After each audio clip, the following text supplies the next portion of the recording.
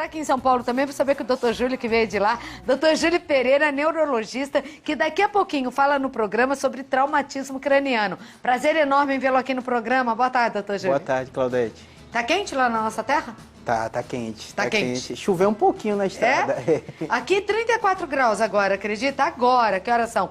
15h44, são quase 4 horas da tarde. 34 graus. Mas, ô terra quente, Aparecida, não? É muito quente mesmo. O assunto hoje, traumatismo craniano, que tem vitimado tantas pessoas, né? Verdade, no Claudete. Brasil. Verdade. Assunto importante que é para o doutor Júlio Pereira, neurologista, lá de São Paulo, do Hospital Sírio-Libanês, da Beneficência Portuguesa, e hoje está aqui ao vivo comigo. E nós temos um assunto muito importante agora. Segundo a Associação de Medicina Intensiva aqui do país, 500 mil pessoas no Brasil são internadas por ano vítimas de traumatismo craniano. Cerca de 100 mil pessoas morrem no decorrer de horas e outras 90 mil desenvolvem perda irreversível de alguma função neurológica.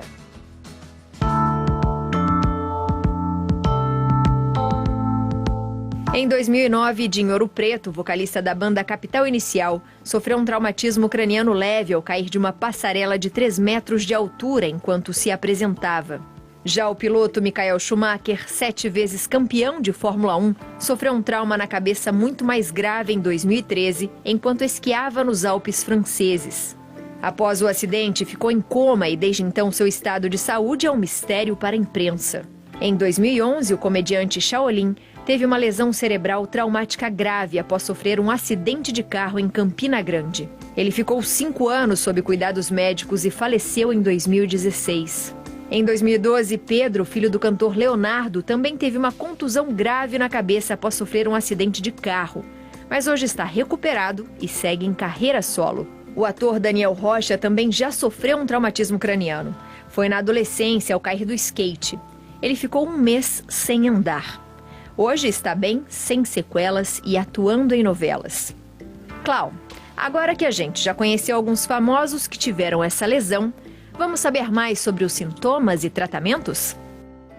Com certeza, viu? Porque essa lista é enorme. A gente poderia acrescentar ela o próprio Osmar Santos, narrador esportivo, que por causa, de um traumatismo perdeu parte do cérebro, inclusive. Gerson Brenner, que aqui na Dutra sofreu aquele acidente feio também. Mas não é só o automóvel.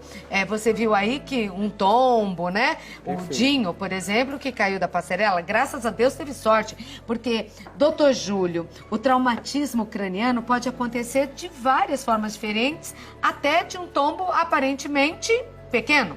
Perfeito. Esse tema é muito importante por alguns fatores. Um dos primeiros fatores é que, quando a gente vem falar de neurocirurgia, as pessoas só querem saber as doenças raras, né? Tumor cerebral, aneurisma, não que não seja importante, mas o que mais mata no Brasil, jovem até 40, 45 anos de idade, é o trauma crânioencefálico. Então, o tema mais importante que a gente lida como neurocirurgião é justamente o traumatismo craniano. E qual o problema? Porque, na maioria das vezes, as pessoas querem saber a raridade, como funciona. E o trauma, ele tem uma coisa que é uma prevenção. E a maioria dos acidentes traumáticos, o que ocorre é, geralmente, houve uma falha no processo. Você contou em casa, criança e idoso tem que ter um cuidado muito grande. A população está vivendo cada vez mais, então tem um risco de queda, tem que ter cuidado com a escada.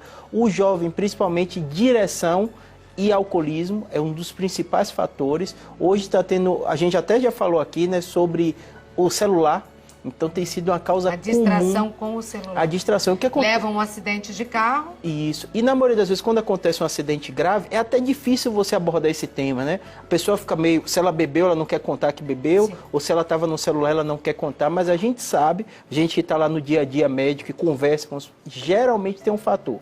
Ou a distração por um celular que tocou, ou uma bebida alcoólica, e isso tira a vida, é o que mais mata no Brasil, isso no mundo, não é só a realidade do Brasil, mas o Brasil chama muita atenção, é justamente esses fatores. E se não mata, pode deixar marcas fortíssimas, nessa pessoa. Perfeito, isso é bem relevante, Liz. Quando a gente fala morrer, mas tem um caminho que talvez essa maioria das pessoas, como a medicina avançou muito, aqui no Brasil a gente tem um sistema de resgate que é reconhecido no mundo todo como o SAMU, você consegue resgatar essas pessoas, mas muitas vezes um dano causado no cérebro, mesmo com toda a medicina, nem sempre ele é reversível. Então esse é um grande problema do trauma. O ideal é a gente prevenir. Tá. Quem tem um traumatismo craniano e que sobrevive a ele, pode ficar de que maneira? O que o traumatismo pode afetar? Perfeito. Vamos mostrar aqui. Então o que acontece? A gente tem essa caixa craniana que ela realmente protege nosso cérebro. E bem dura? Ela é bem dura e para os traumas do dia a dia ela costuma proteger. Hoje em dia, né, com esse desenvolvimento dos automóveis, são velocidades que mesmo com cinto, com airbag, às vezes ele causa um dano. Então, fraturando o impacto que frature essa caixa craniana... A pessoa, às vezes, sem cinto, é jogada para fora do veículo. É jogada para fora, Então, às vezes faz o quê? Que esses pequenos vasos, eles se rompam ou que dê uma contusão cerebral.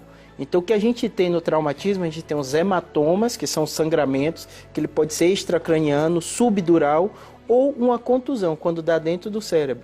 Quando dá essa contusão no cérebro, aquela região que sofreu pode ficar comprometida. Óbvio que cada região no cérebro tem uma função. Sim. Tem locais que dão danos mínimos e tem locais, se for área da linguagem, a pessoa perde a linguagem. Se for área da força... Pode ficar bobada, sim. Pode ficar, a região frontal, por exemplo, que é um dos locais que mais acontece, ela na base do crânio, que a gente chama, ela é cheia de ranhaduras. Então, quando você tem um trauma, o cérebro movimenta um pouquinho e pode sangrar. Ela é a região responsável pelo comportamento. Então, às vezes, a pessoa fica, que a gente chama frontalizada. Ela fica mais lentificada na resposta. Às vezes, até a parte cognitiva está boa, mas ela pode lentificar um pouco. Ou seja, o ideal é a gente evitar ao máximo esse tipo de trauma, mas quando acontece ele, a gente sabe que tem reabilitação, não significa, às vezes você está assistindo o programa, teve um parente ou está na UTI, que ele vai ficar com sequela. Muitos reabilitam, mas é um processo longo, porque o neurônio ele não tem uma regeneração fácil e simples, então precisa todo um processo que a gente chama de plasticidade para outras áreas do cérebro começarem a cumprir aquela função. O tempo é importante, doutor, quando uma pessoa sofre um traumatismo craniano, seja ele por um acontecimento em casa, um jogo de futebol, por exemplo, pode acontecer, né? Qualquer lugar pode acontecer. O quanto mais cedo ele chegar ao hospital, melhor. Dá para se operar essa região, fazer alguma coisa? Essa sua pergunta é essencial. A gente já falou de prevenção, agora vamos falar. Teve uma pancada na cabeça, obviamente, tem traumas mínimos. Você vai levantar e bate numa prateleira, né? São traumas que, de um modo geral, eles não levam consequência. E existem traumas importantes. Um idoso caiu de uma escada de 2 metros, um menino está na laje. Esses casos que a gente diz de alto impacto, um acidente de carro, está 80, 70 km por hora e bateu, é indispensável procurar o atendimento médico. Às vezes, mais rápido possível. O mais rápido possível. Às vezes o pai e a mãe ficam na dúvida de criança. Criança cai muito, a gente sabe o que acontece. Bebê, às vezes, cai da cama por um descuido e um tombo da cama já pode... Pode ocasionar. O mais importante que a gente chama é o mecanismo do trauma, que é o mecanismo. Por exemplo, um bebezinho, isso acontece. Aconteceu semana passada, tive avaliação, caiu do beliche. Um beliche para um bebezinho é um trauma importante, então sem dúvida vai precisar. Às vezes, para o hospital mesmo que aparentemente não esteja tenha nada, sangrando. Nem que o médico avalie e depois libere, porque o trauma é muito importante. Para a criança, a cabeça dela, ela ocupa grandes volumes. Então deixa eu perguntar uma coisa, pode acontecer traumatismo craniano sem sangramento visível? Pode. Isso é uma das coisas mais relevantes. Então o que acontece, Claudete? Você tem essa proteção, que é da caixa craniana. Então muitas vezes o paciente pode ter uma pancada que mexeu esse cérebro e sangrou só lá dentro. Então as pessoas têm um conceito errado, que diz assim, sangrou e saiu pelo nariz, foi bom. Mas não sai, são sistemas diferentes. Às vezes você tem uma fratura nasal, às vezes as pessoas têm o conceito de fraturou e saiu sangue pelo ouvido. Isso não significa que é melhor ou pior. O mais importante para a gente, neurocirurgião... E ainda que não saia nenhum sangue. Isso, mesmo que não saia nenhum sangue. E mesmo que o paciente esteja muito bem, isso é um conceito importante. Para você ter ideia, tem até um conceito na neurocirurgia que chama walk and die, que às vezes a pessoa que tem um acidente, ele aparentemente está muito bem, por isso que o walk ele está andando, está conversando e depois ele morre, porque às vezes o sangramento está sendo pequeno e está dando. Então o mecanismo do trauma... Aí de repente... Isso, por isso que quando tem um capotamento, né, que são acidentes importantes, nem há muita conversa. O médico vai lá na cena, ele mobiliza o paciente inteiro e leva automaticamente para o pronto-socorro. Às vezes a gente está vendo uma partida de futebol, vê um jogador que caiu, ele perdeu a consciência, e às vezes quem não entende até comenta, né, é desnecessário isso, não, é importante. Ele perdeu a consciência, eles vão fazer toda aquela imobilização, remover, porque a pancada pareceu ser importante, para fazer esses testes que excluem. Doutor, eu me lembro que no passado, quando uma criança batia a cabeça ou caía, enfim, batia a cabeça, os pais diziam, não deixa dormir, Perfeito. mantenha acordado, porque é importante. É importante? Perfeito. O que acontece? Quando você tem uma pancada, a gente contou os exemplos mais clássicos que ninguém tem dúvida, um bebezinho cai do beliche e tal. Mas tem aquelas pancadas que o pai e a mãe ficam meio na dúvida. O menino está correndo, ele bateu a cabeça na parede. Então, um dos cenários que a gente tem que é importante é ver se houve alguma mudança. Ou mudança de comportamento, ou ele está com alguma fraqueza, ou se ele está muito choroso. Qualquer um desses sinais de alerta tem que levar para o pronto-socorro. Às vezes acontece que o menino bate a cabeça e ele fica nervoso, chora, fica irritado.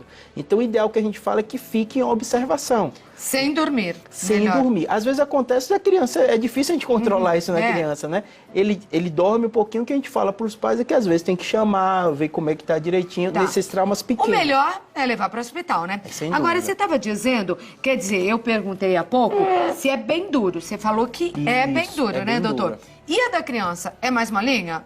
O da criança tem algumas características. Quando ela é pequenininha, que todo mundo chama, o termo leigo é moleira, né? A gente Moleira chama de mole. fontanela. Ai, isso. cuidado, que a moleira tá Isso, molinha. O que é a moleira? A Não sei moleira se é dá a pra caixa, pegar. é o crânio. Isso. Não sei se dá para pegar, tem essas coisas que a gente chama sutura É craniana. só segurar Isso. aí pra mim que a gente Isso. vai pertinho. Tá vendo que tem essas linhazinhas, essas ranhaduras? Então, isso é a sutura.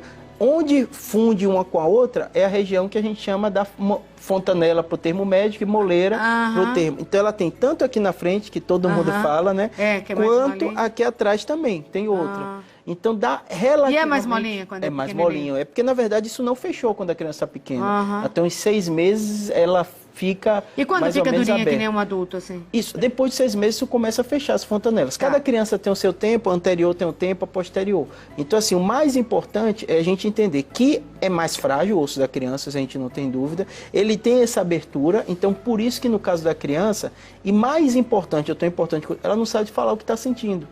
Então, tanto para o médico como para a mãe, ver uma criança chorando depois de uma queda, ela, às vezes é difícil. O que eu falo para todo pai e mãe, teve dúvida, porque como eu sou neurocirurgião, eu tenho muito pacientes, às vezes você recebe o WhatsApp, alguém tem uma dúvida, eu fiz, teve dúvida, melhor levar o pronto-socorro, você perder 1 a 2 horas, ir para casa tranquilo, de você ficar com a criança em casa ansiosa, vendo se aconteceu alguma coisa ou não.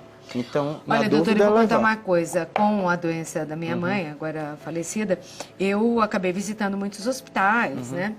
E acabei ficando muito tempo no hospital também, sabendo de muitos casos.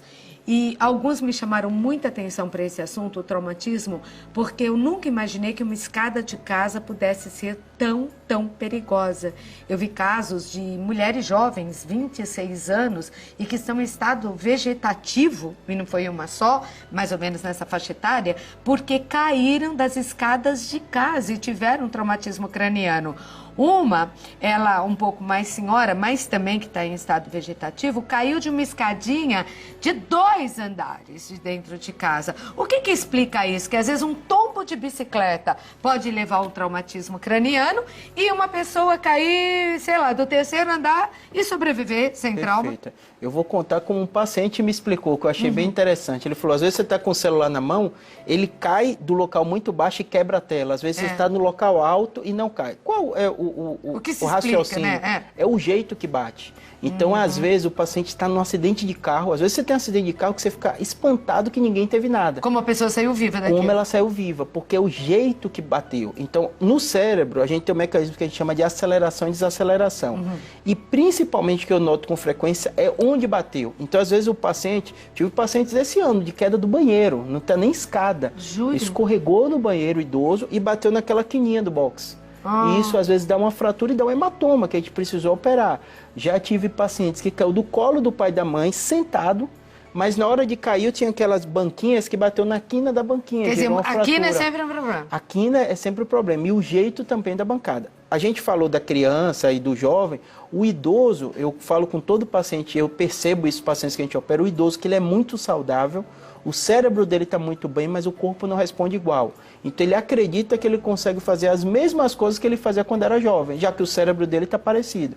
E é onde a gente vê maior acidente. Esse ano eu operei pacientes idosos, consertando o telhado de casa, idosos que eu falo mais de 80 anos. Nem me fale que teve um amigo nosso aqui que foi consertar o telhado também e teve um problema, nossa, caiu, problema sério. Agora, graças a Deus, está bem, mas é um problema também. É um problema, né? Subir no telhado, consertar telhado... Eu tive um paciente É pra que operou... profissional e olha lá, a gente com operou idade. esse ano, com 80 anos de idade, 80 e poucos anos de idade, subindo em árvore alta.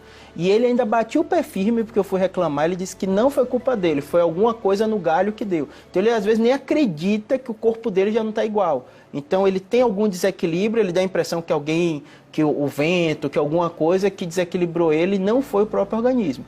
E na maioria das vezes o equilíbrio dele está alterado, ele não percebe. Não percebe. Não percebe. Então como ele fez isso, 50, 70 anos da vida dele, subiu em árvore, ele não vai acreditar que ele vai subir e vai cair, já que ele está sentindo bem. Então, mais uma vez, vamos falar dos tapetinhos de casa. Perigosos. Perigoso. Porque a gente já viu aqui que depende de como cai e onde bate para acontecer o traumatismo. Perfeito. E um escorregão num tapete pode causar também um.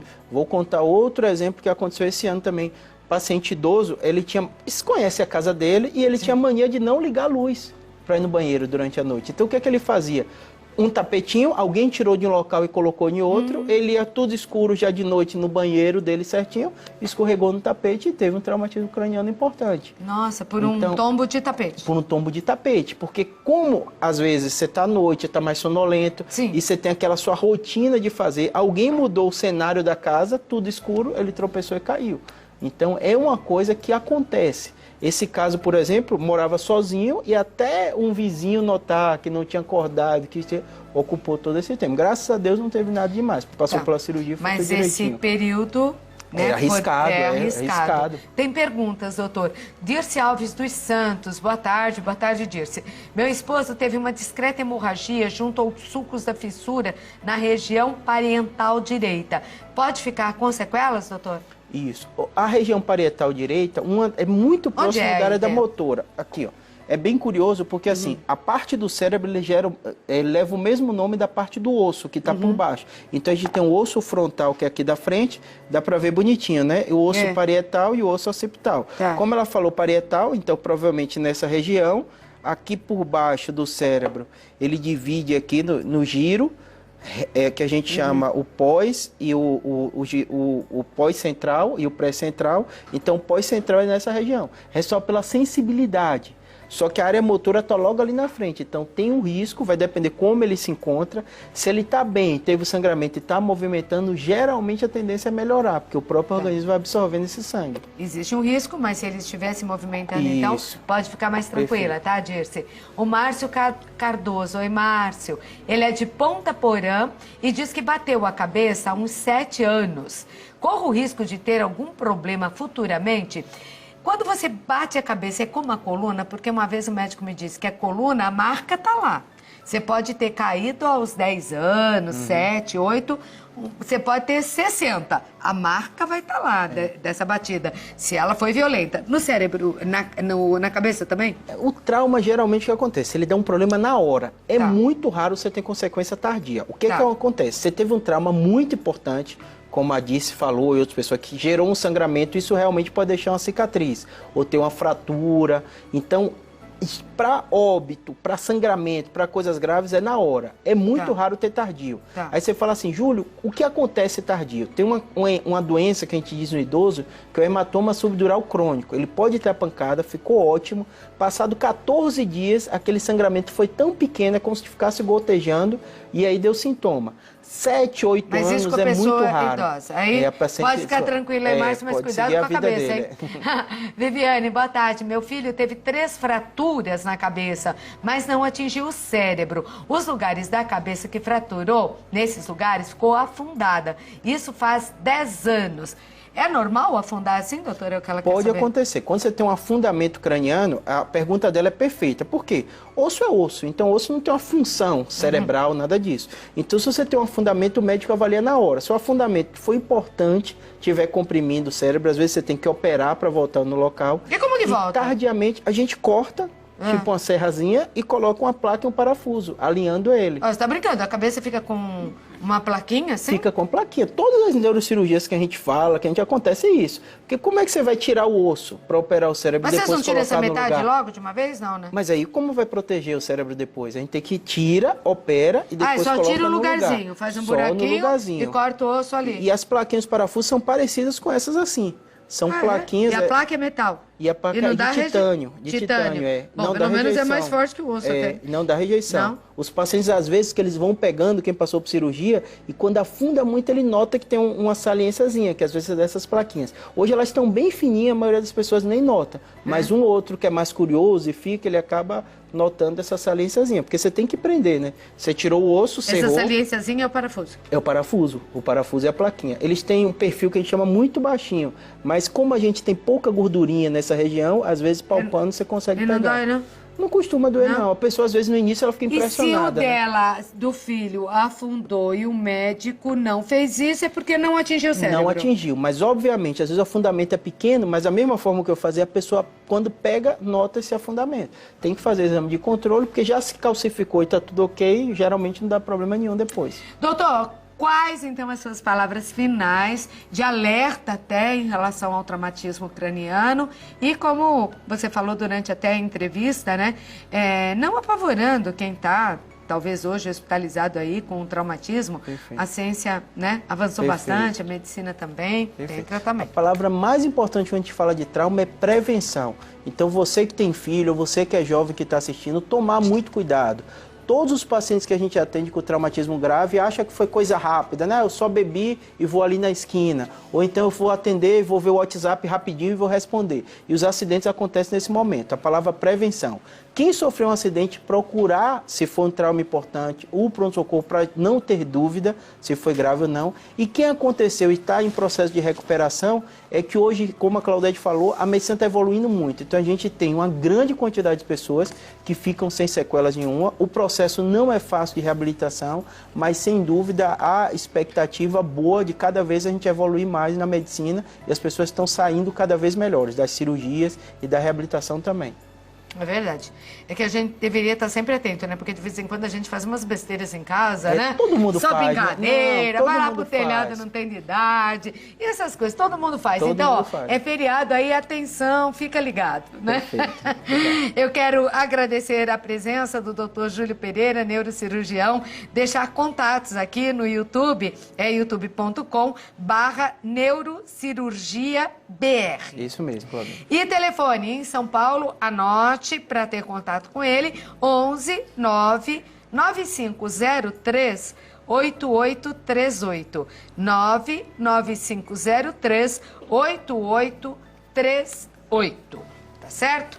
Que não vai viajar, porque já me contou, vai estar trabalhando e muito, né? Obrigado. Obrigada. Um bom fim de tarde, também. uma boa viagem a São Paulo.